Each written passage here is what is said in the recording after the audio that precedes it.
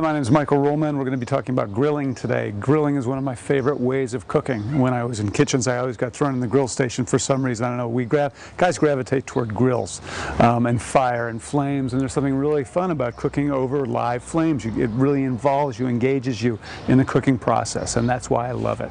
So today we're going to be grilling chicken. We're going to show the basic principles of grilling. We're going to be grilling sausages, and we're going to be grilling vegetables, three of the great things to grill in the summertime. The first thing I'm going to do is start the fire. I don't mind charcoal lighter fluid. A lot of people don't like that. I don't think it changes anything. I use a chimney, charcoal chimney. So it'll fall out, that's fine. Just go in there anyway. There we go. Let it get going so it doesn't go out on you. My friend Elton Brown throws some vegetable oil on the paper itself to make sure that it stays lit. I don't think that's necessary, but it does ensure that it stays lit. Just keep an eye on it. And we'll let that go for about a half hour and we'll have some beautiful coals. Okay, we are going to spatchcock a chicken. It's basically butterflying it. It derives from the, I believe it's Scottish for dispatch the cock and cook the chicken quickly. It's a great way to grill chicken. So the first step is to take off the wing tips. Just cut right through the joint. Don't be shy. Easy. Then we're just going to take out the back. Right down the backbone, along the spine. Go right through the ribs. Cut all the way through that skin. Do the other side. Cut this out. And then we press this down. Flatten it, arrange the leg bones in so that they're together, gives it for a nice appearance, and I'm going to just tie those together so that they stay there when we flip the chicken.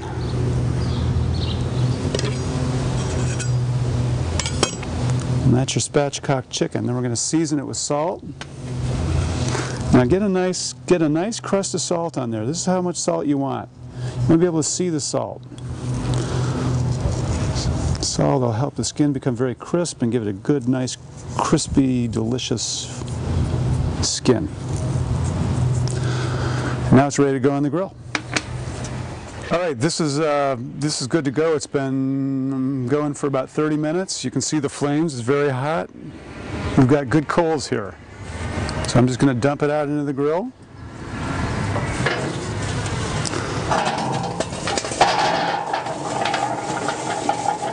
Perfect, beautiful. There are two forms of grilling, essentially. Direct heat, indirect heat. For tender items, we use direct heat, high heat, because we don't need to tenderize the meat being cooked. For something long cooking like ribs or chicken like we're doing today, indirect heat. We flavor it over direct heat, get a nice sear, move it over to indirect heat to finish cooking. So you can feel how hot this is. You know, 1, 2, 3. It's perfectly hot fire. I like to be able to hold my hand over it until 3. Now we're going to flip the chicken in. It's a good idea to be careful with your chicken once it goes on the grill to keep the skin intact, to keep a good-looking chicken. So I'm going to put the chicken onto the grill just by flipping it off the board and onto the grill.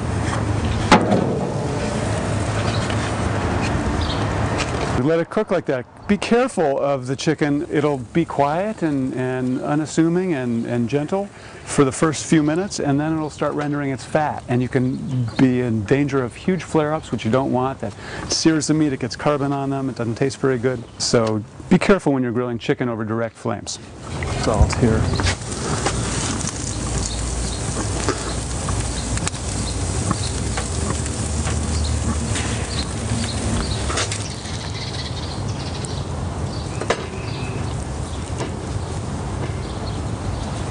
This is a lemon butter based, lemon tarragon, or I'm sorry, lime. I did it with lime today. Lime, tarragon, some minced shallot, some mustard, and butter.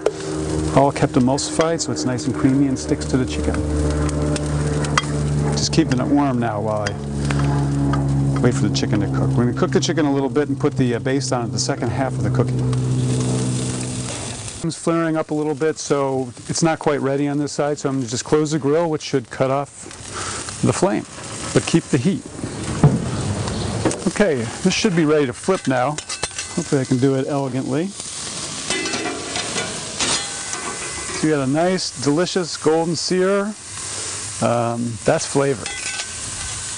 I'm going to cook this for about 10 more minutes or so, probably mostly closed so I don't get too much flame. I'm going to move it off the direct heat and begin basting it.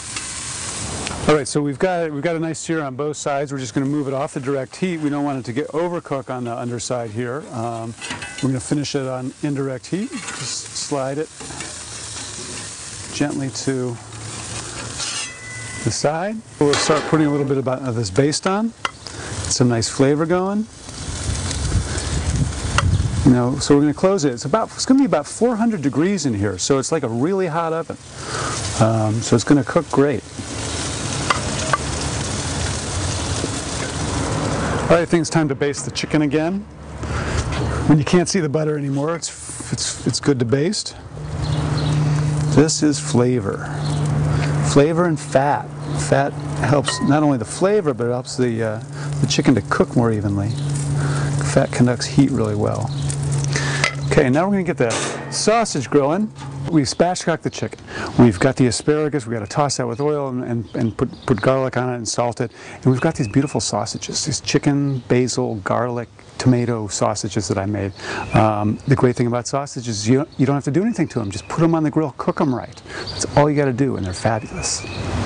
Again, direct heat followed by indirect heat. These are my chicken and basil sausage. The recipe is in my book, Charcuterie. It's a great recipe. These are my favorite sausages. The key to cooking sausages is to do them slowly, not over too high heat. Give them color over direct heat, and then move them off direct heat to finish cooking. I normally wouldn't cook sausage and chicken for the same meal, though I might serve the sausage before the meal. But I wanted to show how to properly cook sausage, and I wanted to show how to properly cook chicken. The asparagus and chicken, on the other hand, I really would cook together. And what I do is to cook the chicken, and just before the chicken is ready, I throw the asparagus on, so that it will be ready when the chicken is done. Grilled chicken, grilled asparagus is a fabulous pair. You just want to give them color. That's flavor. Give them a little smoke there. It's already starting to drip. This is gonna drip, and it's gonna give them some flavor from the smoke that rises up.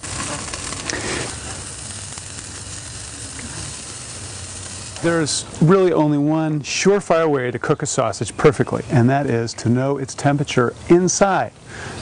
That's when you know it's done. That's how you know it's done. So I have a nifty little thermometer here to gauge doneness on the inside. This is a fancy digital one, but you can use a little hardware cheapo, and that works just as well. There's all kinds of thermometers around, and we're going to take a temperature of the sausage right now. These probably are not done yet. I'm going to take the one that's in the middle. I'm going to slide that in there like this. I'm going to read that. We see that it is 130 degrees, which is getting there, but not quite. We want a chicken sausage to be about 155 to 160 for a poultry sausage.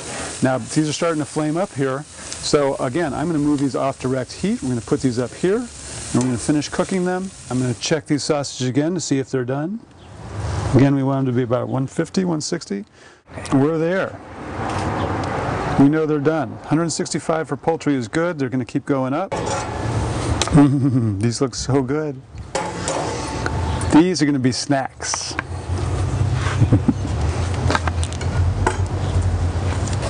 These are so juicy. They're perfectly cooked, and they got this beautiful interior garnish of the tomato and the basil. It's packed with garlic. So good. Want one?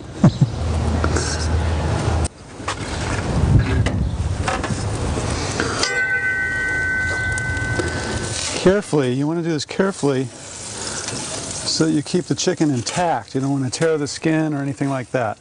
This chicken is probably just about ready now. So, I am going to cook the asparagus. Store your asparagus in water. They're flowers. They absorb water through their stems. So when you have beautiful, beautiful asparagus like this, store them in water until you're ready to cook them. First, we're going to prep them by tossing them with some olive oil and garlic and salt. Asparagus are great on the grill. Most vegetables are great on the grill. Don't hesitate ever to put something on the grill. We're going to put these in a bowl, and some garlic, some salt, and they'll be good to go. And now I'm going to pour some olive oil on them, just a coat. Don't need to measure. I'm going to throw about, I don't know how much garlic, and it doesn't really matter. However much garlic you feel like. Mix it around. Make sure the garlic gets coated with oil as well. And we're going to hit it with a little salt, some kosher salt. And these are ready to grill. All there is to it. So good. And you don't even have to have garlic. You can just do olive oil. It's great. You can do ginger, scallions, and garlic. If you want something Asian, put some sesame oil on them after they're cooked. One thing you got to watch out for is they're falling through the grill. Don't let them do that.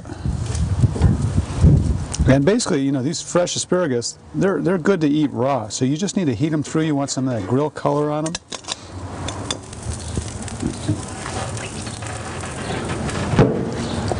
I could smell these cooking, so I knew to take care of them. We cook with our senses. Pay attention. Think about things. Be smelling the air. I could smell these were caramelizing. I didn't want to get them burned. But you can see they're starting to get some color on them. You can hear them. So they're just starting to cook now. They smell fabulous. They're coming along perfect. Just the way I want them. Don't forget, you've got all kinds of sources of heat when you're grilling. I want to keep this closed, but I still got to keep my base warm. This thing's really hot, so I'm using it as a little burner. I wouldn't recommend frying an egg on it. You could try, it would work. Maybe some dough. You could throw some dough on there. Have some bread while you're cooking. And this base is coming along just perfectly.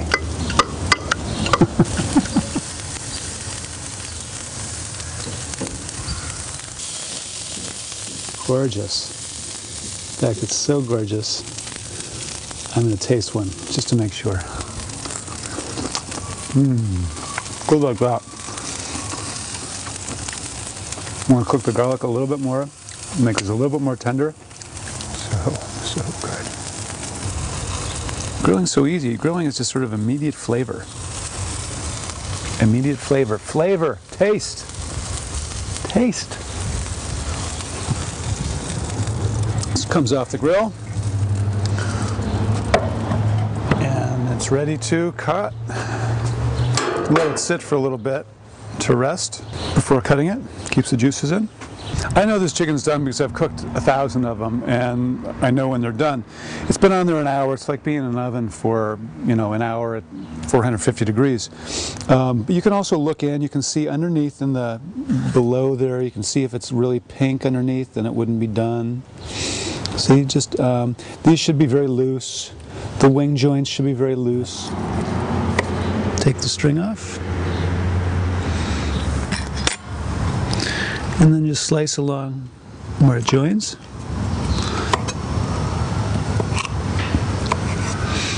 I like to cut it into pieces, so you go right through the joint there. So just come around, pops right off.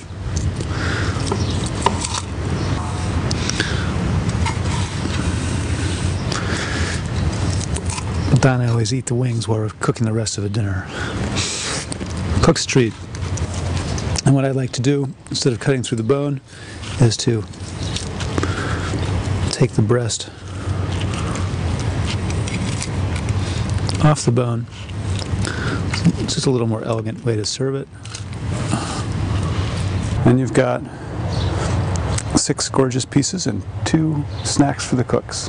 You can just serve it like this. If you want to do like a salsa verde for the chicken, that would be delicious, or a little more butter, or maybe some lemon juice on the asparagus. It's easy. You've developed so much flavor already that you scarcely need to do anything more.